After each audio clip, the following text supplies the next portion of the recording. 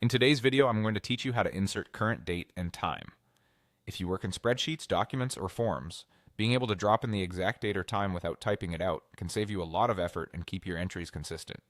I'll show you the simple keyboard shortcuts for Windows and Mac, explain what they do, and share a few practical tips so you get clean, predictable results every time. Let's start with inserting the current date. Place your cursor where you want the date to appear. This could be a cell in a spreadsheet or a text field in a document. Then on Windows, press Control and the semicolon key together. On a Mac, press Command and the semicolon key. The moment you press the shortcut, the current date is inserted as a fixed value based on your system's clock. That means it won't change tomorrow. It reflects the date at the instant you inserted it. Depending on your app's regional settings, you might see a format like month/day, year, or day/month/year.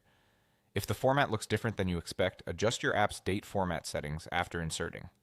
Now let's insert the current time. Again, place your cursor exactly where you want the time to go. On Windows, press Control, Shift, and the semicolon key together. On a Mac, press Command, Shift, and the semicolon key. Just like with the date, this inserts the precise current time as a static value. It won't tick forward. Think of it as a timestamp captured at that moment. If your app displays seconds or uses a 24-hour clock, that's controlled by the app or your system preferences, not the shortcut itself. A few tips to make this smooth. First, press and hold the modifier keys, then tap the semicolon. This helps avoid accidental characters. Second, make sure your cursor is active in a place that accepts text or values. If nothing shows up, click into the cell or text area and try again. Third, remember that these shortcuts are designed to be universal in many popular apps. But if you don't see anything happen, check your app's documentation to confirm support.